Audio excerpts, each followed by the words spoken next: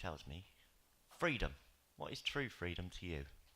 And I said, squirrels. Why not? So this is what I typed back, word for word, just rattling back to him. Freedom. What is true freedom to you? Is it the pursuit of truth and aloof disassociation from rules, not following the false dogma, being your own persona, the owner of your destiny? A removal from the rest of the idiots, these bigots who know best for you. The ones, although they say they have the answer, as his chancellors making you feel inadequate. You can never be perfect. They make you feel that to be worth it, there must be some struggle. A pilgrimage of the troubled mind, a kind of penalty for the privilege. No pain, no gain. Well, that's a refrain that beats you. When you fall in love, does it eat you up? When your cup runneth over, do you complain about the spillage? This world, this global village has enough for us all. When you feel appalled at the suffering you see, when the free and the brave are slaves to guilt, and the silt of man reaches the hilt of the sword, and the only reward for not drowning in it is applause. When the encore is expected, when the elected get the butter and you get the bile, when you feel crushed but can still raise a smile, that's freedom. When you see them for what they are, these dead stars you wish on, long gone and irrelevant, the elegant myth that you will always exist, that you can resist the natural order of things. The ashes to what ashes are what bring about life. Elemental building blocks. We inspire and are inspired, and what we have is this moment. Dwelling on the past and worrying about the future is ignoring the now that sutures them together. Be clever, be smart, be your own work of art. Where were you before the start, and where will you go to when it ends? When you can answer that and realise that you're already there, then, my friend, then you will be free.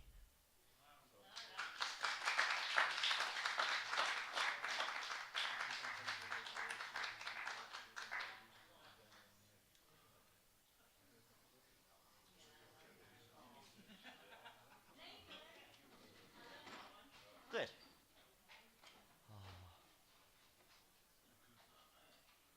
Right, I like these ones because nobody really smokes weed anymore, and it's probably one of the reasons.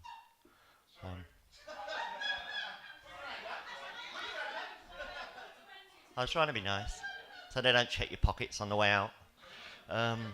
When trying to buy a bit of weed, patience is the key. When I'll have a bit in half an hour turns into 2 or 3. When the half an ounce you ordered turns up looking like an 8, but you ain't got your own scales, you can't check the bag for weight. You pay the man his money and you grumble when he leaves and you find there are no buds at all. It's just a bag of fucking leaves. My son had a mate that used to sell his mates little bits, just little bits, 10 little gram. But they all had giant jars of it that they used to put on this page on Facebook called Roach Rizzler Weed. The page is not there anymore, neither he or most of his friends. But I wrote this for his birthday, and it's called Roach Rizzler Weed. I'll tell this one to you, because you're a smoker. You don't need it. Roach Rizzler and weed are not all that you need. No, a lighter is also required. I've done a quick test and found clippers are best. They have a use that is other than fire. The stick or the stem is a poker for prodding the mix into place so it doesn't fall out as you wave it about at home, getting stoned off your face. And an ashtray is also quite handy to put down the spliff while you type. On Facebook or Twitter, or when you go to the shitter and you're using your good hand to wipe. Oh, and tea making stuff is quite useful to combat the dry mouth you get. Other drinks just won't do. What you need is a brew that's sweet, warm and milky and wet. Okay, that's your list of equipment. All that is needed to toke.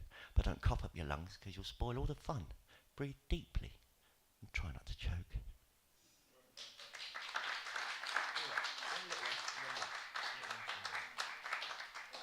He said I've got one, but I'm going to do 2 because one really fast one and then one about Northampton that I did for Channel 4.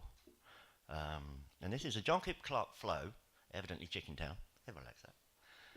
But it's about a phone company that didn't do so well. It's another one breath one. The fucking laptop's fucking died. Fucking hard drive's fucking fried. Fucking iPhone fucking shit. Fucking charge don't fucking fit. Fucking phone won't fucking work. Shop assistants fucking smirk. Fucking twat's not smiling now. Phones for you are going down. Fucking contract, fucking theft. Fucking hours, fucking left. Fucking page, you fucking go. No fucking wages, fucking no. Fucking bastards, fucking right. Phones for you? You fucking shite.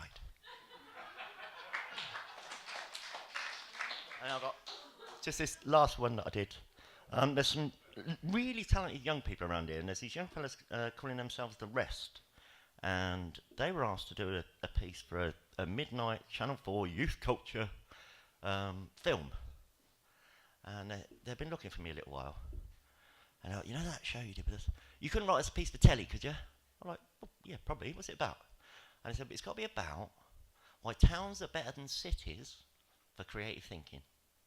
And while they're telling me all the rest and I'm not listening, my brain was saying, our asylum is smaller. That's why the madness is so condensed.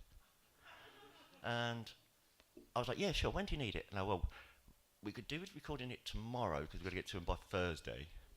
I'm like, well, great. So we do that. Go around to his nan's house, talking to his laptop, and this is what I said. And then they said this Channel 4. The other said, it's pretty good. If we give you another half a minute, can you just do a bit about Northampton and that? Because that's a good bit. And it goes like this. Our asylum is smaller. That's why the madness is so condensed. Hence, elaborate connections are made. Trading materials and ideas, careers built on blood, sweat, tears and years of practice. The tactics of the art world pass them by. Not trying to be artists, just participating in making work. Folk art from the folk art left behind. The kind of things that bring together the essence of the town, filter it down through the creative mind, finding the root of it.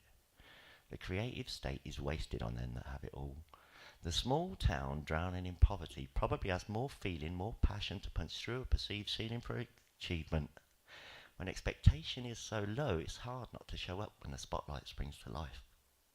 When the culture to catch up with the culture of the times and find treasure, they cannot measure it against the norm.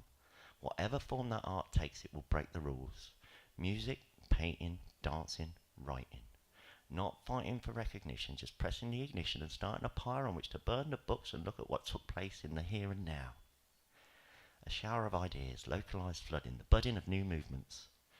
Not improvements, but deviations, organic evolutions of ideas, exposure, steering all gently to the same conclusion.